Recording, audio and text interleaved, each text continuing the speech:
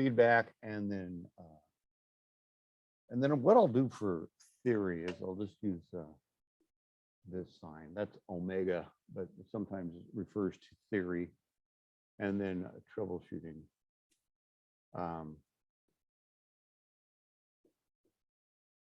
Okay, so the troubleshooting is, I guess I should spell it out so you can actually see what I'm writing.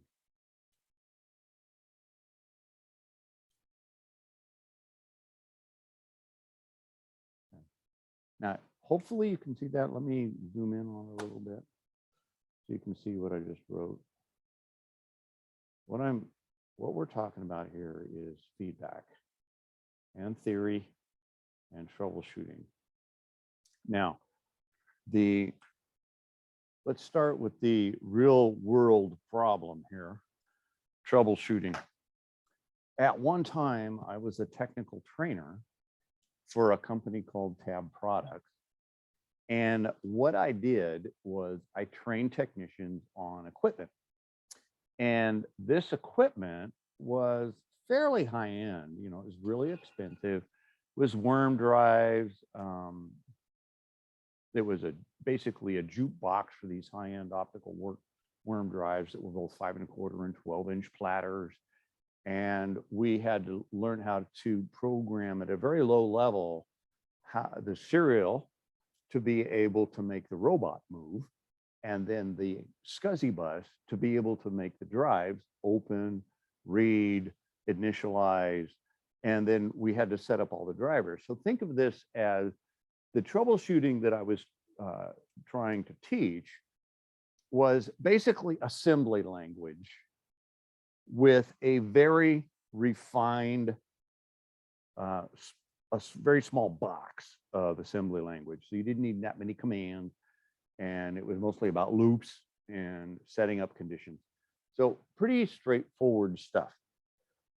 It was my task to teach our technicians, and at the time we had like 30 of them around the country, to be better at troubleshooting. Well, here's the problem that I had is troubleshooting is inherently extremely complex to teach. It's like it's like, okay, I'm going to teach you brain surgery, but you can't touch a brain, you can't open a head, you kind of have to just get it through osmosis. There are tools and techniques, and there are ways to teach troubleshooting within a very specific small domain. For example, the questions in test out are giving you a very specific domain for troubleshooting, i.e. networking. Okay. Obvious question is, hey, I'm a great troubleshooter in networking. Does that make me a great troubleshooter when it comes to fixing a diesel engine? Probably not. How about a car engine, or internal combustion gas engine, or some other circuitry, like my radio amplifier doesn't work, I'm getting a hiss. How do I get rid of that sound? Okay. So when somebody says, can you troubleshoot?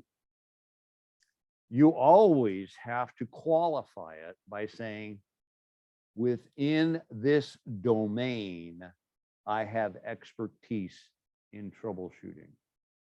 Okay. That's step one. And two is theory. Okay. The concept of theory. So I'm working my way up here. I'm actually doing this on purpose. Is it understanding the theory? For example, my car doesn't start. All it does is go, leave me alone, leave me alone, leave me alone. That's all it does. That's it. Well, what does a car need to run? air, fuel, and spark. Okay. Knowing the internal combustion cycle, which is, 4 cycles, no big deal. It's pretty simple. Okay, if my car goes and keeps grinding away, what do we have to do? We have to see, okay, well, I've got electricity, my battery's spinning the starter. So what do I need to check? One of two things. Is it getting gas into the engine? Or is it creating spark for the spark plug? Okay. So the way you check the spark plug, you pull off one of them and crank the engine and see if you get spark. Okay, I got my air, I got my spark. Oh, maybe I'm out of gas. Maybe I got a clogged fuel filter. Maybe I've got this. Any number of things. Knowing the theory of how a system, okay, I'm talking a system or systems technically, work is going to help your troubleshooting. And this is why Wireshark is so important in this class, is how are you going to troubleshoot stuff if you don't know how anything works? That's step one. You can't troubleshoot if you don't know how it works. It's that simple. You can guess, but that comes across pretty obvious that you're guessing. Okay. All right. Now, the reason I'm talking about this subject is it's near and dear to my heart, so to speak, kind of, not really, is that being tasked to actually teach troubleshooting to these technicians that were, by and large, pretty sharp, how to become better troubleshooters was a lot harder than I expected. I had tried different books. I had tried different techniques. I had tried all sorts of things to try to make it figure out. So I decided to try something outside the system. And this is where feedback comes in. And we'll get to this in a second. Okay. Is that in this problem, that domain that I had, teach them how to be better troubleshooters so they don't waste so much time. Okay, kind of a big open area. And so what I did is I gave them some tests, I gave them some logic tests, I did this, I did that, I did different things, and I couldn't find a specific way to make them better at troubleshooting. Even if they knew the theory and they at least knew how it was supposed to work, they could recite how it would work. So what I decided to do, since we were technical and we were programming, we used a tool at the time called SCSI DDT, which was the device debug tool. It was written by a fellow out of Colorado Springs, and it's long since dead, but it ran off a floppy, but it interfaced with the serial bus and the SCSI bus at the same time. You needed a specialized notebook, and we wrote code, command descriptor block, basically assembly language blocks in both assembler, or in basically SCSI and serial, okay? And then we'd send it down the pipe and watch what would happen, okay? So we were kind of doing programming. So my approach to this was to teach them how to program, okay? Programming. And in this case, I used a programming language called Scheme from a book called The SICP, The Structure and Interpretation of Computer Programs. You can find the entire copy of it online. And if you work your way through it, get a copy of Scheme, you are going to really understand functional programming. And you are really going to understand code at a very deep level. JavaScript is nothing more than curly braces on a scheme interpreter. Okay, that's the way Brendan Eichmann, right? Brandon Eichmann, whatever the guy's name that wrote JavaScript, he created it in 6 weeks. How could you do that? Well, all he did was change the syntax on scheme to be a curly brace language to look like JavaScript or Java. And they called it JavaScript on purpose to deliberately confuse people to get them to use JavaScript. This was in the days of Netscape, okay? Ancient history. So my goal was to teach these technicians how to program. Well, here's what happened. The technicians that knew how to code or knew how to troubleshoot, my best technicians, they weren't mine, but anyway, the company's best troubleshooters, the people you'd call when you get in a bind, they picked up on programming in a heartbeat. I mean, they got it. I mean, one day they already proved, oh boy, they don't need this class. But I had other technicians who were lousy at troubleshooting. They couldn't think their way out of a paper bag, did not pick up on programming at all. So the end result of the story was boss and boss, boss, and boss, boss, boss. You need to do a better job at vetting your technicians when you hire them to see if they have the raw talent to actually troubleshoot.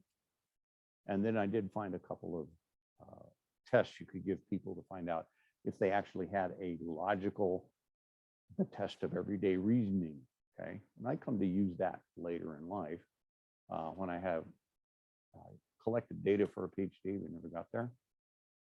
The data collection was simple.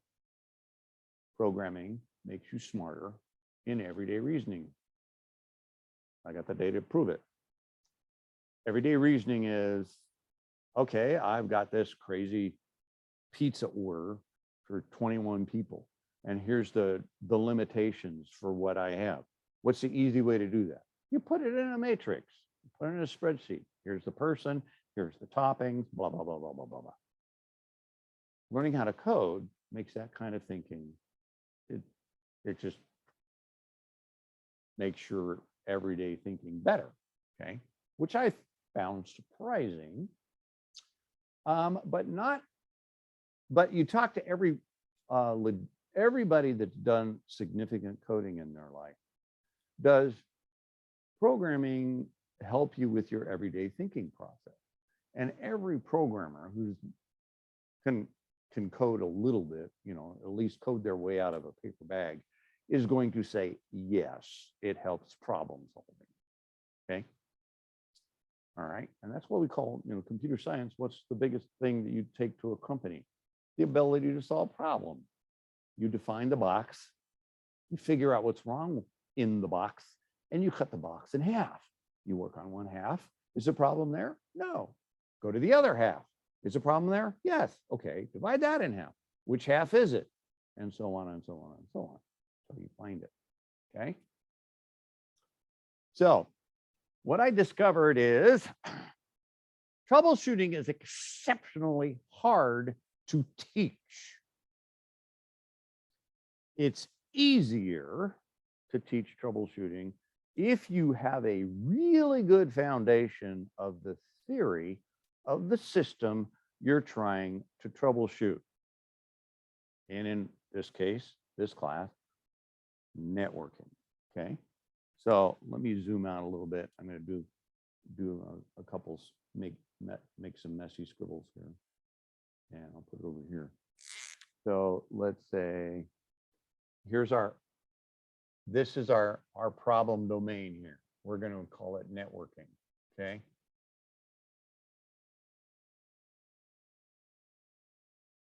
Here's our networking. Here's our theory of networking. Here's everything we need to know about networking in our problem domain box, okay? Now, this is the part that I think is really interesting when it comes to this topic. You can be buried into your eyeballs up in a problem with networking and still not figure it out. This goes for any problem domain, okay? I want to clarify a couple of terms when it comes to feedback, okay? Feedback has two types of feedback, positive and negative, okay? Positive feedback is not what you tell your kids when they're doing something right. Negative feedback is not what you're telling your kids not to do, okay? Has nothing to do with interpersonal communication. The feedback I'm referring to is referring to controls or information theory, i.e. computer science. Positive feedback is like stepping on the accelerator of your car. You're increasing the dynamic of the system. Negative feedback is when you release your foot from the accelerator and press on the brake. That's negative feedback. You're reducing the intensity of the system. So positive and negative feedback have a completely different definition in information theory and in this case, troubleshooting, okay? There will come a time where you're troubleshooting something and you cannot, for the life of you, figure it out. That's when you have to go outside of the system and put your eyeballs on it from outside the system. You're driving a car without a speedometer. How fast are you going? Now, I don't know. Well, I had a car like that one time. The cop told me I was doing 75. I said, well, I didn't feel like 75. So, well, the radar said it was 75. That's an example of feedback that is outside of the system. So what we're getting here is that there are ways to look at a system that, shall we say, are not in the system, okay? So let's use a very primitive graphic here and put a box around networking. So in my case, the car driving too fast, the only way I knew how fast I was going, the accelerator, the brake, everything worked, but I had no way of knowing objectively how fast I was actually going. Well, at the time I was a music major, and I figured out that at 55 miles an hour, if I used my pitch pipe, C sharp, I was doing 60 miles an hour. So I'd match the sound of the car with my pitch pipe, and I knew about how fast I was going, okay? That's an example of using something that's completely outside the box to be able to solve a problem. How fast am I going? I have no clue. Speedometer doesn't work. I don't have the money to fix it. What's plan B? Well, use a pitch pipe, okay? It worked, no more tickets, okay? But this feedback mechanism is something that you need to keep in mind, because I have used this to solve extremely complex problems in my career. And there's really no easy way to think about it other than here is an example of what I did using this. Here's the theory. Here was the problem. Here's how I solved it. Okay. And I'm just going to use one of them because it's actually somewhat relatable. It's a little bit convoluted in this case because it's in a system that you would have no reference point to. It's from SAP. It was part of their feedback mechanism for the business warehouse, blah, blah, blah. The business data warehouse was, their first iteration was extremely painful, okay? And basically what they had something called a process chain, okay? And it was a box, and it went to another box, and it went to another box, and so on and so forth. These process chains were inside the business warehouse system, and they had all sorts of complex rules, okay? So you'd have branching and looping and all sorts of conditions. But the problem was the process chains were inside of the BW system.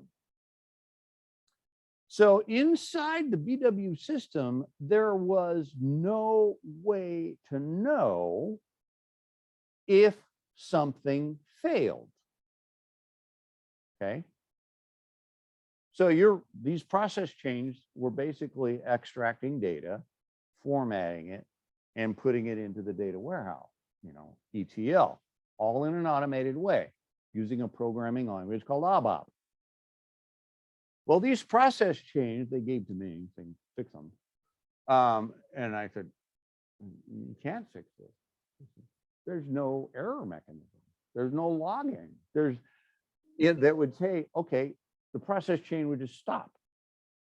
There was absolutely no error code to find out if this stopped or not. It was one of those things that they said, oh, we need a way to do scheduling and automate these tasks so we don't have to be, here, let's do this. And they didn't fully vet it. It was one of those things. Well, this is why the BW guys at the time were making close to $350 an hour, not including the consulting fee that went on top of that. So they were probably charging $600 an hour for this expertise because they were on the very leading edge of all the stuff that was going wrong with it. Well, I created these process chains and I got them working, but then I had to figure out how to keep them working because I didn't want to get phone calls every single morning saying my data's not here. And then you have to say, okay, everybody log off the system for the next 2 hours while we run the extract to be able to stuff your data. That was not acceptable. So what did I do? Well, a typical sysadmin, I looked at it from another angle.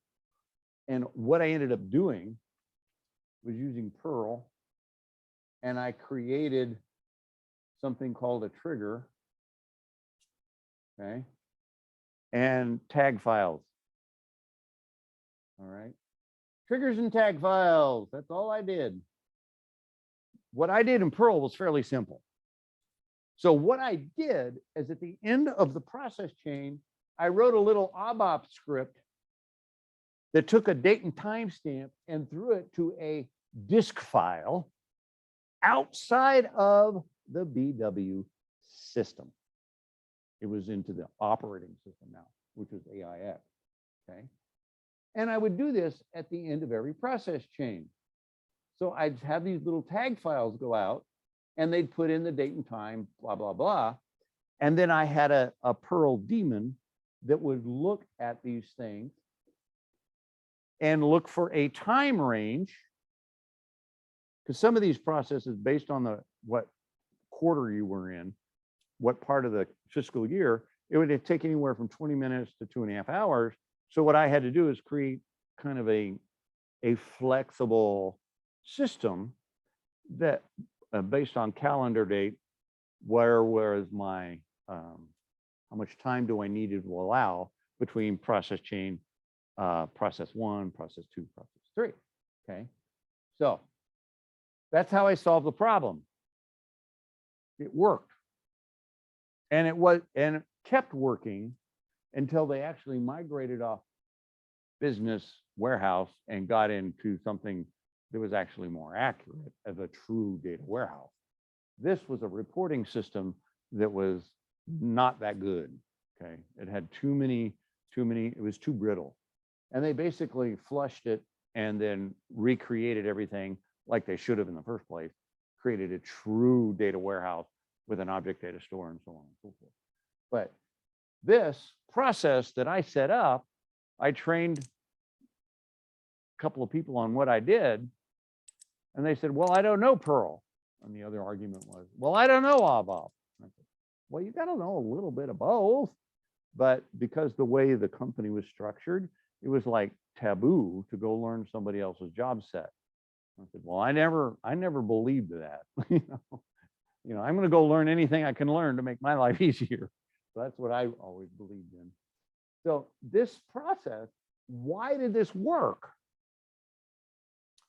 Because I had a feedback system. This is that lovely word again.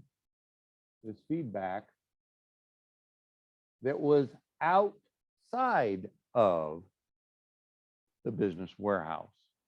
Okay.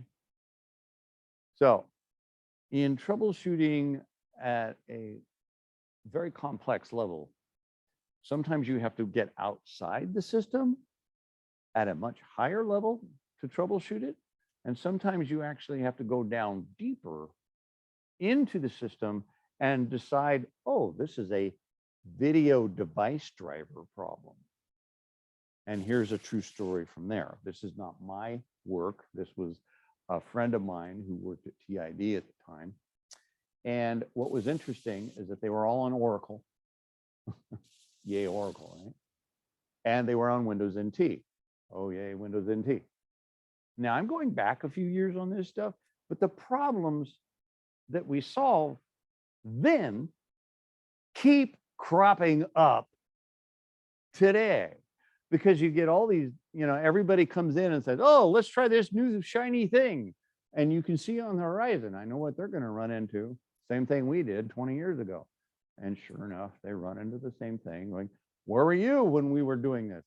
I'm too old, remember? So you see these patterns over and over again, okay? And being good at pattern recognition is part of what you do in this business. But in this case, what happened with TID, I won't use any graphics on it, I'll just tell an abbreviated story, is that the sysadmins installed them and they set up these screensavers. And the screensavers were gorgeous, the big 3D rendering of the pipes moving around, real pretty to look at. But what was happening is that the users, they would be working away, and then all of a sudden, Oracle would just turn dog slow. I mean, so slow, it'd take 30 seconds to finish a transaction. And then you go back to the database server, wiggle the mouse, it goes away, and everything's sped up. And they started looking at the log files, and they realized that the screensaver was taking 89%, 99% of the CPU. So get rid of the screensaver and their problem went away. So putting in a screensaver on the Windows NT was one of those things, hey, this looks cool, let's put it on here. It's not going to affect anything. Well, it did. It actually made Oracle processing so slow that what's wrong?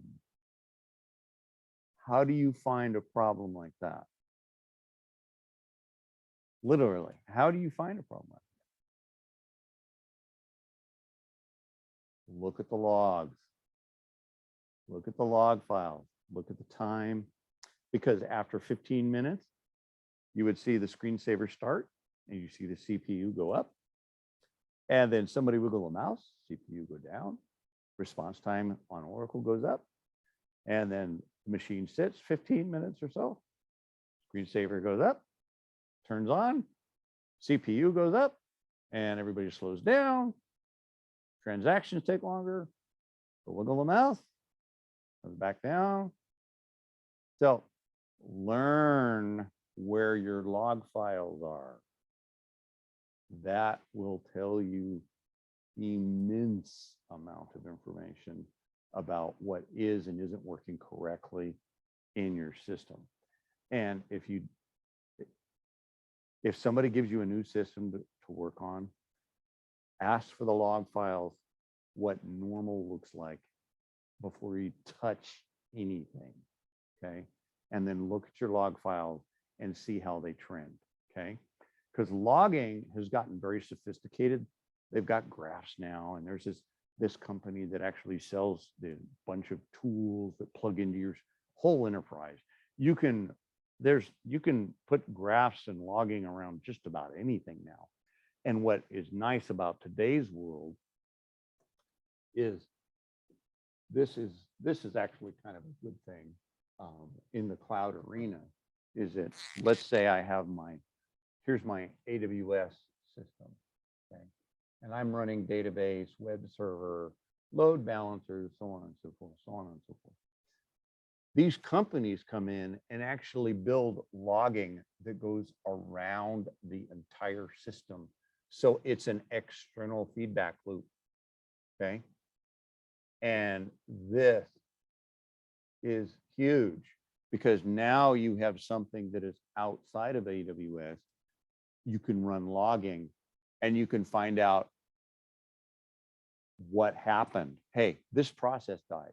Now you can drill down into the log files here and see what went wrong here. And if it doesn't show anything here, well, now you know it's something outside. There's some sort of an interface problem. There's an API problem. There's an RFC problem, okay?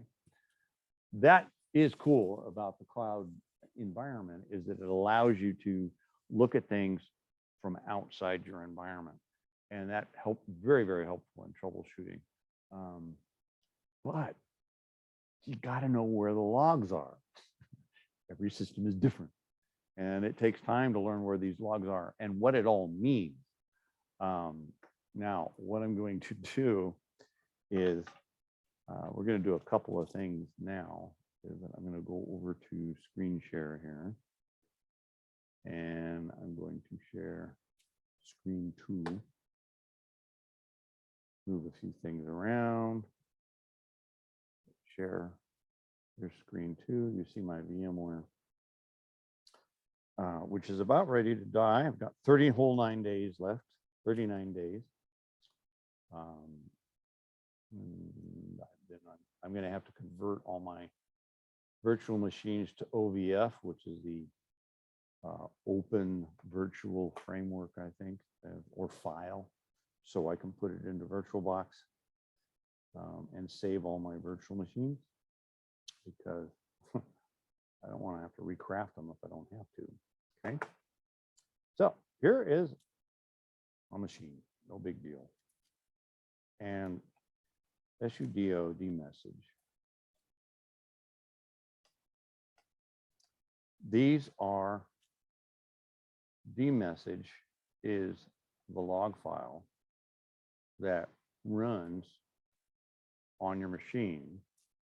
And in Windows, it's called the event log. You can go into event log and you can actually bring up your task manager and you can enable logging at, there's levels of logging, not so much, a little more, everything.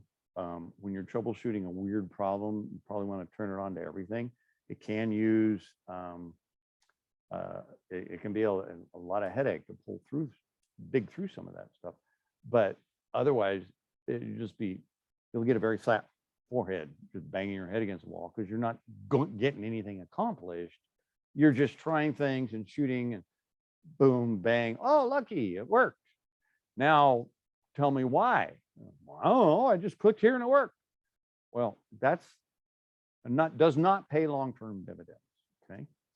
The logging inside your Linux system is in var log, and there's logs for everything. There's kernel logs, there's boot logs, there's just a ton of all kinds of logs that you can do. And there's a command called last that shows who logged in, when. This is pretty simple, it's all me. But the logging is usually a text file. And then you can look at the text file. And yeah, you have to know the logging if you want to solve the very complex problem. For example, to find the problem. I only saw this once in my entire career, is where we had two NICs from the same vendor that had the same MAC address. And at that time, it was BNC, the BNC connectors, where we called it, we thought 10 megabits was fast, 10 megabit BNC. And we had to use Wireshark to actually find this problem. And we had to create the log file of, disproportionate amount of size. It was huge. And then we started writing scripts, and we did a combination of Bash and Perl. And there was 2 or 3 of us working on this problem because it was just so weird. And it was messing up a lot of different things. It would mess up the ARP tables. And at the time we're on spanning tree, and it messed up the spanning tree propagation, and the machine would go in, the spanning tree would go into this loop and nothing would go. And it all boiled down to finding that second MAC with the same MAC address. And the only way we could find it was by using logging.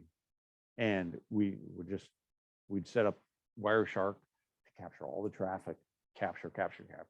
And we'd go through and look at things, and we'd find out, okay, let's create a problem. We'd see the problem, and then we could say, okay, all right, we're getting closer. After about a week, I guess, of writing the right scripts, we actually found it. And then the problem happened is, where were these 2 MAC addresses that were the same? Okay. And the reason is, at that time, the subnets were quite large, okay, which means 16,000 machines on one subnet. Well, after that, we moved off spanning tree and made the subnet smaller. Okay, so we didn't have 16,000 on a, well, it wasn't that high anyway. It was much smaller than that, maybe 4,000 machines on a subnet. Then we dropped it down even more than that to get like maybe around 1024 max on our subnet. But then what that did is it also isolated the traffic, made things appear faster because latency was so much faster. When people say the network's slow, how do you know? Prove it. It's always the network's problem. It's like, what's the problem? And think, well, it's slow. Well, define slow. Well, my radio doesn't work. That's not a business problem. Sorry. This is where your quality of service and the shapers. Here's a true story. My daughter lives in Salt Lake, and they have Xfinity. And I was using their internet, and I was connecting to my Linode instances. It was so slow. It was painful. This is SSH, mind you. So I ping from my computer through their Xfinity and out to my Linode instance, which is a fixed IP. And I can ping it from here and get really fast. So if I ping from my VM here to Phillips D, if I can even spell it. I've got, that's fast. It's 12 milliseconds. That's pretty quick. I was getting times of 1,000 milliseconds to ping. And I'm going, I know what this is. I don't even have to call tech support. Anybody got an idea what they're doing?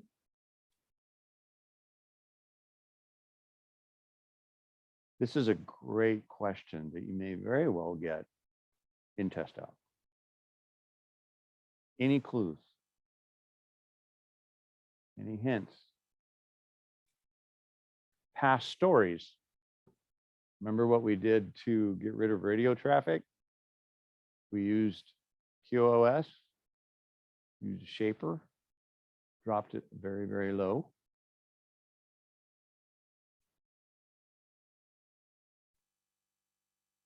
Yep, where the traffic on Xfinity, at least from my daughter's house anyway, SSH traffic is given a very low priority.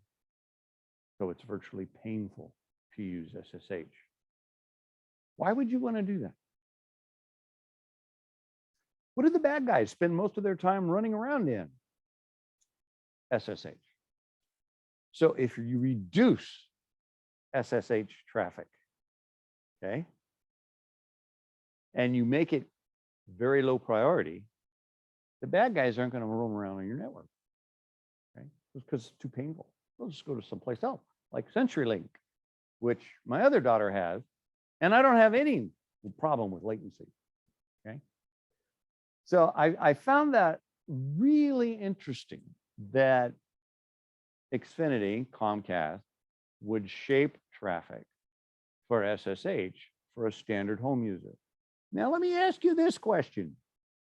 How many of you in this class has actually used SSH to log into the Jeremy box? Or have you logged in only through HTTPS?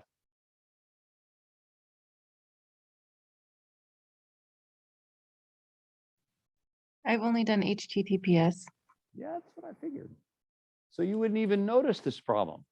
What do most people spend their time doing? Facebook, YouTube, Netflix. So that's the traffic that is elevated in the quality of service. And when you're online and you can, there's tools with ping that allow you to encapsulate it into different traffic. And it's like, wow, this is really quick, but not for what I need it. So this is a real deal. So it's like, okay, that's interesting. And what exposed me to this idea of no SSH is two things. One, former student who worked at Rapid7, worked for a bank. And one of their lead sysadmins said, hey, I want to put putty on all the Windows machines so I can do remote admin. And the fellow said, okay, you do that.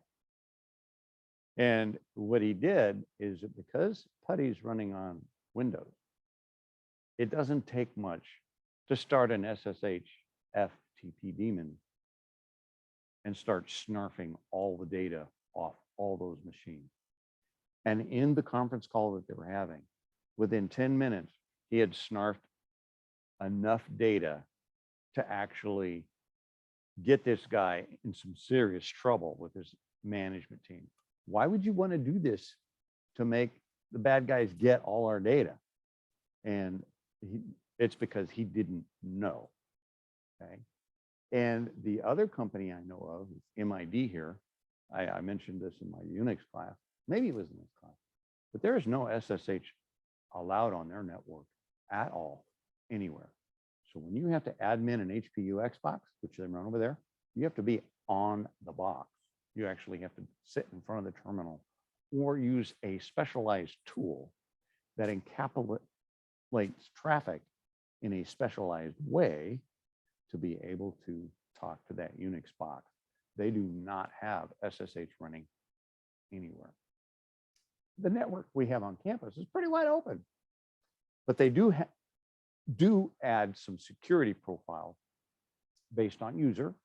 So student in Active Directory is very limited.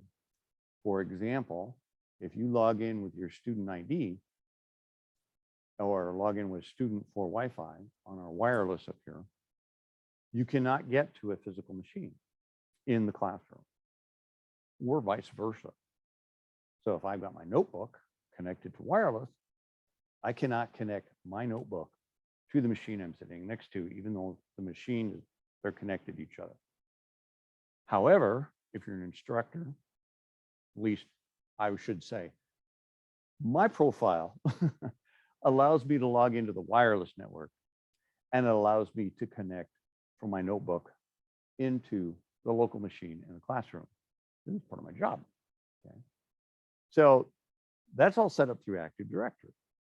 So there's a lot of security that you can put in other than turning off protocol. Another one they do around here is IP port blocking. So for example, if I bring in a little hub and I want to plug in 5 machines into a single port, it's going to IP port blocking. The way it's wired here is you get one IP address, one MAC address on one port. That's it. No more, no less. Like for example, in my office, I had to call the powers to be at the time saying, hey, I'm running virtual machines. I need them to be on the same subnet that I'm working on. Can you open it up and give me some, give me the ability to put, say, 10 IPs on the same port, all the same address range. I'll give you 5. I'm like, okay, that's fine. I'll take 5. Always double what you know you want. Because you know you're going to get, there's a negotiation going on and you know that's going to happen. Give me 10. Okay, I'll give you 5. But that works. I'll take 5. So that gave me enough to work with. Okay. So logging, it very much depend on your environment that you're in, what you're doing. Banking is going to have a whole different set of log files than, say, retail and so on and so forth. And what I want to do now is I'm going to log into test out here. This is my Gmail account that I use to keep track of stuff. It's yapping away at me here. And I don't need that one. What I really need is this one. And what I'm going to do is go into test out here and go into assignments.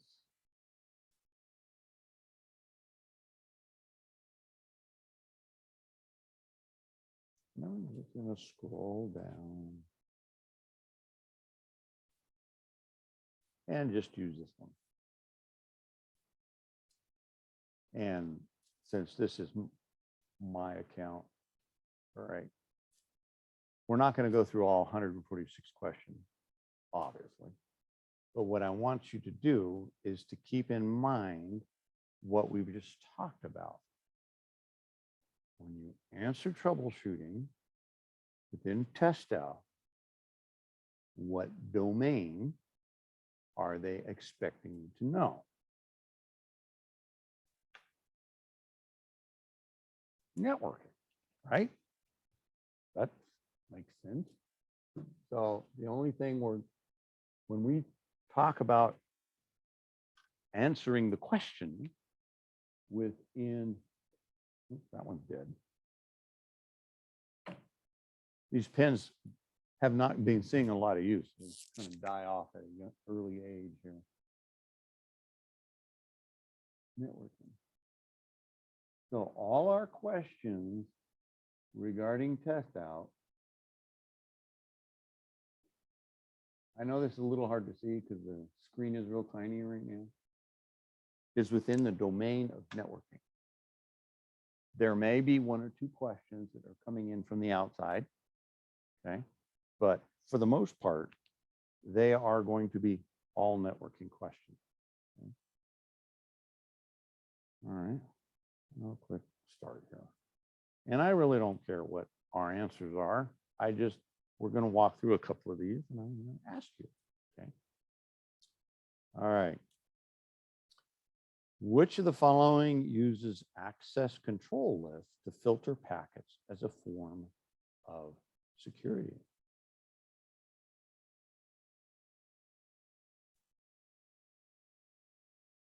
And you're looking at this and going, oh my God, I don't know that. I said, well, probably not, because you're probably not far enough into the content yet to learn this. But now let's use some logic. 3 of the 4 say screened. Access control lists as a form of security. So what can we leave out? Well, we can leave out dual home gateway. Okay. Now, look at the idea of it. Let's just assume we know what screened means. Anybody in here read through this and found out what this means yet? That's what I think. Okay. Isn't it kind of like a filter that's applied so it knows what to let through and what not? Exactly. It's basically a filter. It's basically, think of it as a firewall. Okay. So what are some things, where would we put those types of information? Would we put it on a gateway? Yeah, we could. Put it in an entire subnet? Yeah, you probably could do that too. Of these four answers, the ones that make the most sense to me would be screened host gateway or screened router. Okay. And when it comes to multiple choice, oftentimes, not always, oftentimes your longest answer is correct.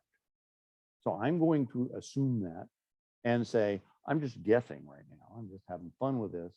So I can kind of show you what we're doing with. And this should give me the ability. Oh, it's not giving me the ability to double check it. I don't want this. I want to be able to look at the answers immediately. Okay. No. All right, let's go back. I want to find the practice.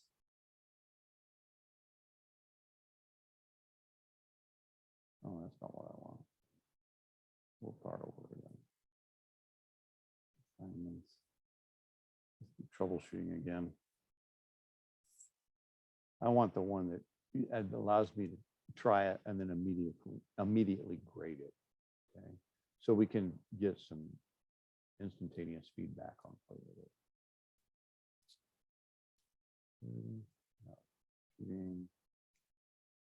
Notice there's a couple of them here.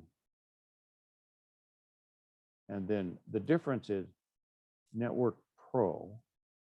This is what you learn for the Test Out Pro exam. If you want to pass the CompTIA Network Plus, these are the ones you need to know. Okay. And let's use this one since it's only, let's see if this gives us the ability to go through this.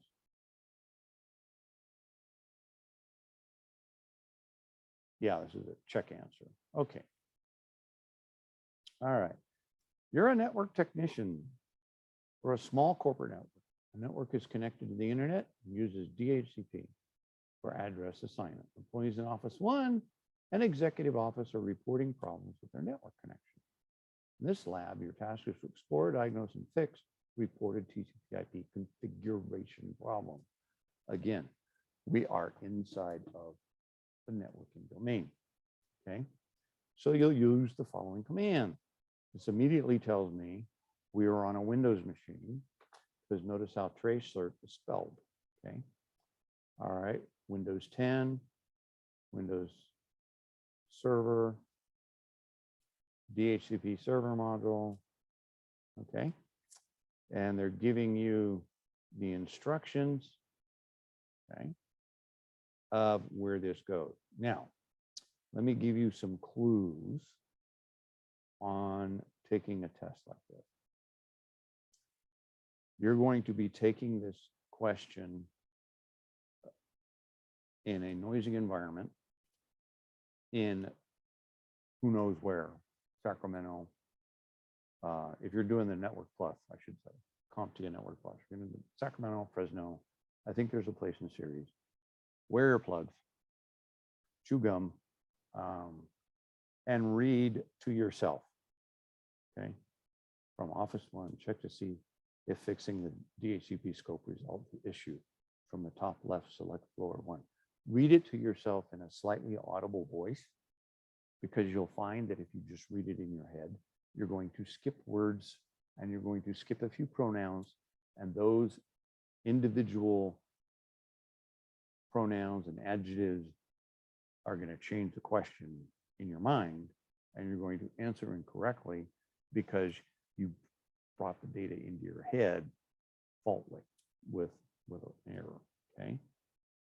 All right. So, all right, let's go on to the next one that's not quite so crazy. Launch the lab. Let's skip that one. Okay. Oh, these are all related to that review. Okay. You did not attempt the lab. Okay.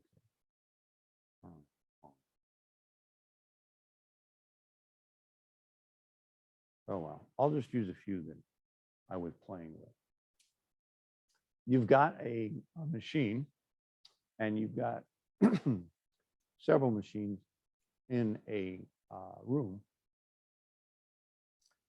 And the questions come up often. One of the answers will be, what changed? Now, having been in this business a long time, I always start with that question. But within the context of this domain, networking, test out, Network Pro, CompTIA, Network Plus, that is not always the right answer. Okay. You have to look at the question specifically. And if there's room for it, what changed, then you can actually say, yeah, what changed? Okay. I generally always start with that because usually, at least since I've been here at MJC, the reason something doesn't work is because I mangled it somehow. So I have to go back and say, what did I do to mess this up? And then I have to go back and fix my own work. Okay. And that's a very common problem. Is it, okay, let's do this. Whoops, the whole machine went down. Whoops. Do not test in production. That's all I gotta say. You'll do that once and you may end up losing your job. Let's see if this one has. What I'm looking for is individual questions that allow me to check them. So we can kind of, there we go. This is kind of what, mark review, check answer. Perfect.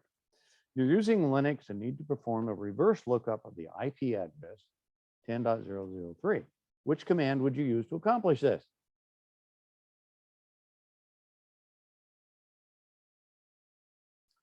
A reverse lookup of the IP address. Okay. Now, this is one of those things where you make a note. Okay. What does ARP do? ARP is address resolution protocol. What does ARP hold in its table? MAC addresses and IP addresses, correct. Now, a reverse lookup of the IP address. Reverse lookup of what? So in this case, they're doing a reverse lookup IP to name. And where is that held? What protocol keeps track of names and IPs?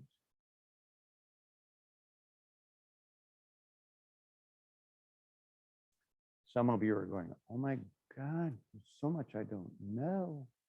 I'm not going to say. It's DNS. What tools in this table query DNS?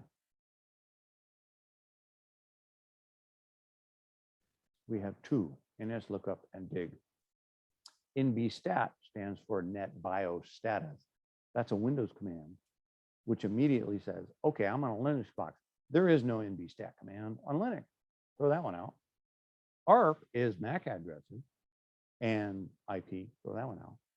So now it's NSLOOKUP and dig minus X. You're going, okay. One of those two is correct. And the NSLOOKUP is probably more correct because NSLOOKUP IP address will return the name. Okay, so let's see if that's correct. Now, this is troubleshooting, Whoops, I guess I should have hit check answer. Oh, well, let's go back. And let me scroll down, check answer. Oh, now it explains. To perform a reverse lookup on IP address 10.3 on Linux, use digx. And it says IP config is you perform a forward or reverse DNS lookup. The ARP displays MAC with IP. NBStat is NetBIOS name. Okay. Would NS lookup work? Yes. Here's the caveat. NS lookup is not installed on fresh installs of the latest Linux boxes. Okay. You would need to use dig on the latest flavors. Okay. So that's one even I missed. Okay. Okay. But note to self, dig. This is why you go through the practice and you spend the time to read these explanations and read them a little slow so you can kind of retain it, okay? Because as you go through these and you go one at a time, okay? You're a network technician for a small consulting firm. One of your users is complaining they're unable to connect to the local internet site. After troubleshooting, you've determined that the intranet site can be connected by using the IP address, but not the host name. What is the most likely reason for this? Again, our domain is within networking and the theory of networking. So, unable to connect to the local intranet site, which means something inside the network, and you find that you can connect by IP, but not host name.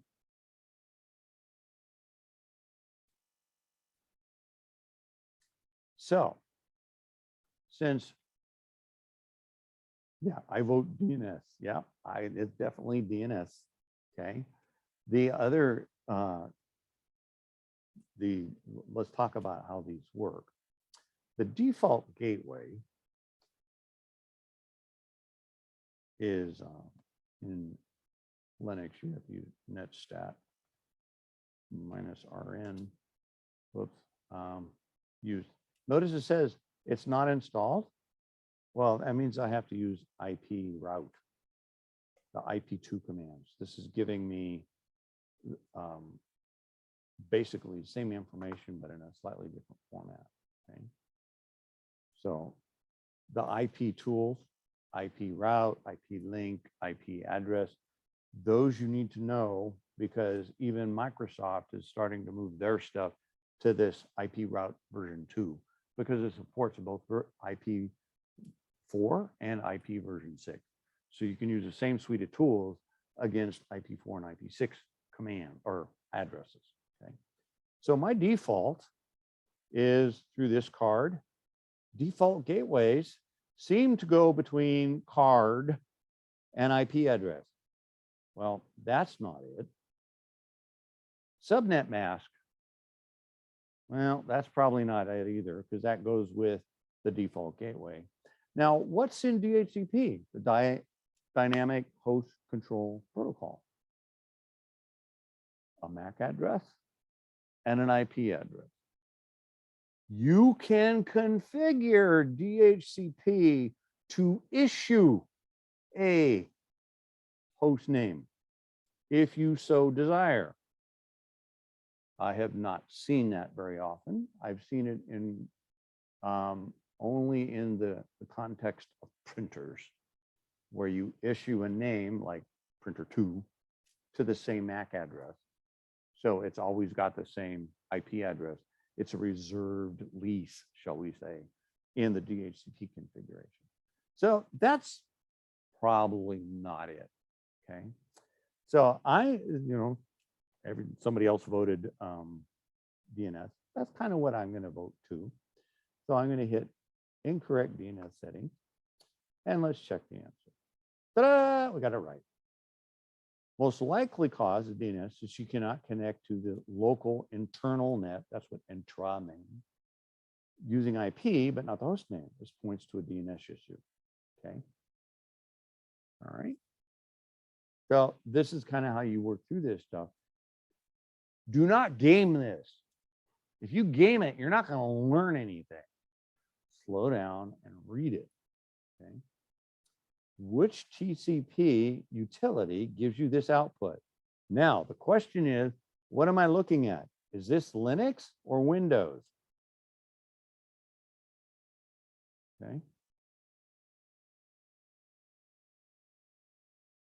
Anybody know? What's the dead giveaway? NetBIOS. It's Windows. NetBIOS is Windows. Okay. You may not, well, of course you won't remember this. This was a long time ago. Bill Gates at one time says the internet was overrated. And at the time, he was all about pivot tables in Excel. Okay. Well, he's changed his view. And Microsoft actually bought the technology to put Windows on TCP/IP. And they actually bought this technology from a company that had been implementing it. And in those days, it was called WinSock. And it basically took the TCP/IP and encapsulated the NetBIOS. So in the world of Windows, when you click on this and you go to Cruise Network Neighborhood and you look at your network neighborhood, this is what you can thank Microsoft for, because this is what allows, this is NetBIOS. NetBIOS allows you to look at the network without knowing the name of a specific device. TCP/IP in and of itself does not do that. Okay. So which one of these do you need to look at? Which one would it be? Well, this is where practice with the commands and creating a 3x5 card with this command on it and the different flags on it, you put it in your 3x5 card. Okay. And you try to remember this. Now, frankly, I don't remember because I don't use Windows that often. I'm going to say, just for argument, I'm going to say that one. Okay. I'll say check answer. And I said, aha. A shows you has all connections and all listening ports. Shows the routing table. Displays the network activity statistics and shows the active connections. Okay. So how am I going to remember this? Well, A means all, and I just have to kind of visually remember that this means all. Okay. Everything, even inactive. Okay. Shows you all connections and listening ports and, okay, right? And then the R is routing, and then S is for stats. Okay. It's kind of how you remember those things. All right. So this, we're just kind of walking through this to give you an idea what's going on. With Wireshark, you've used a filter to capture only the desired packet types. This is why I want you to play with Wireshark. It is a phenomenal tool to help you in the world of networking. Okay? Using the information shown in the image, which of the following best describes the effects of using the net 192.168.0.0 filter? First of all, let's talk about that IP address. Is that a valid IP address?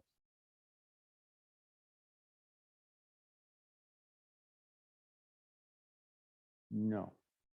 You can have a 0 in the internal 2 octets, but not on the outside. So you cannot have a 0, 168.168.0. But you can have 192.0.0.1.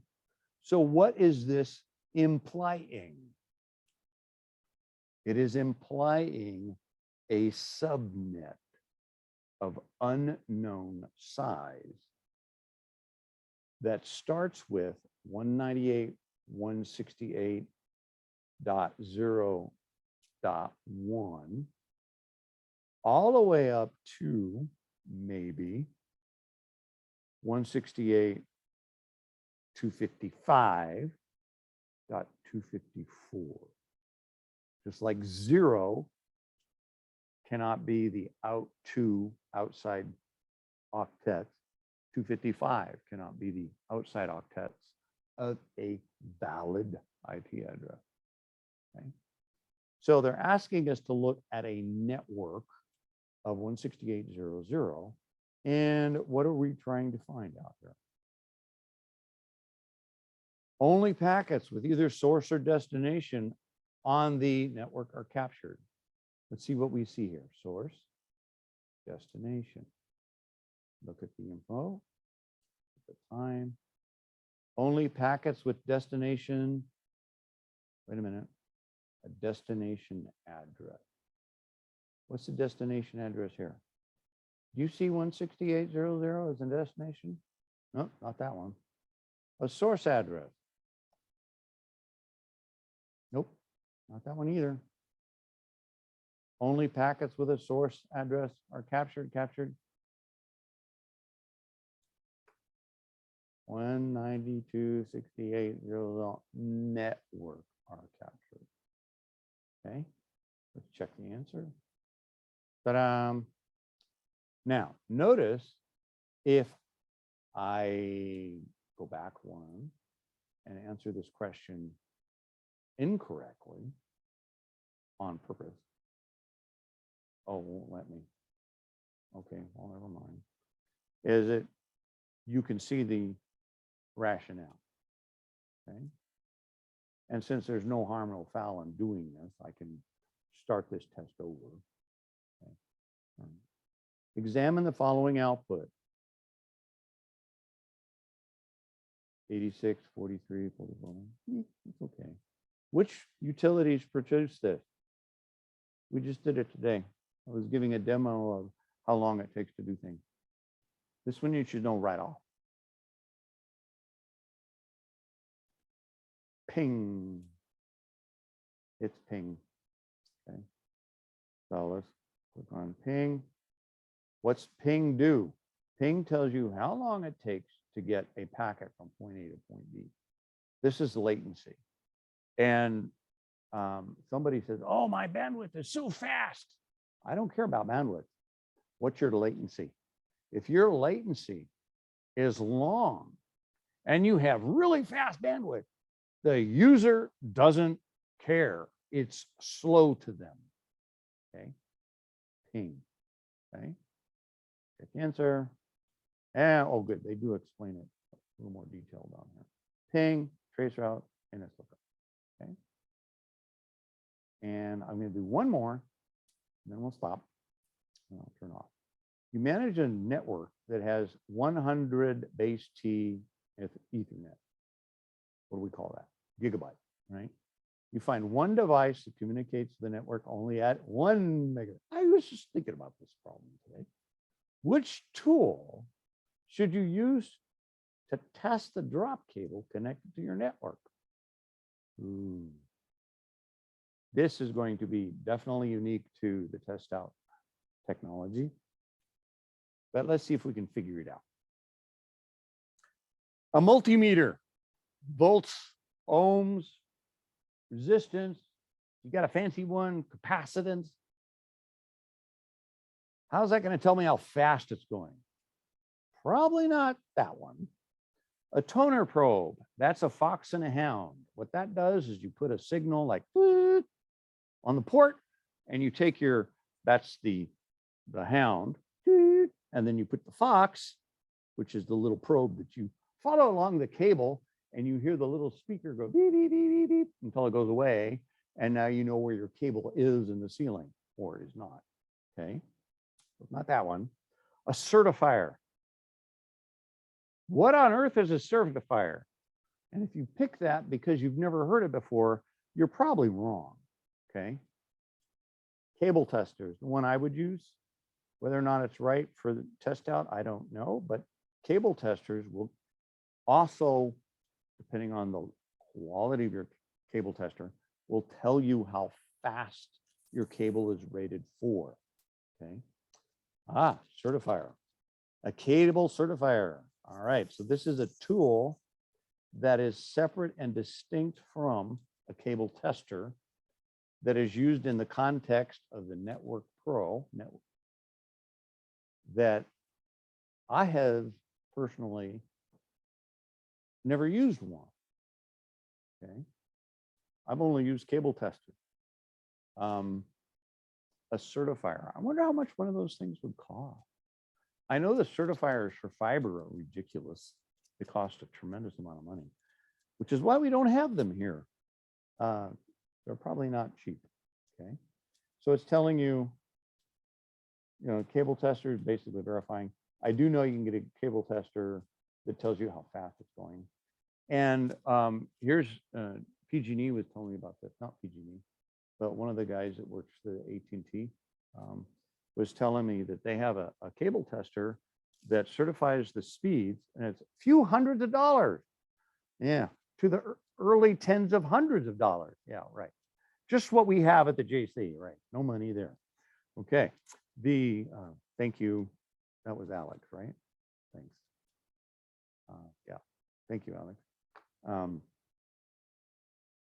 But anyway, the PG&E has cable testers that are so sophisticated, they can plug it onto a wire, and excuse me, AT&T, and they can tell you how many feet and inches the break is in the cable.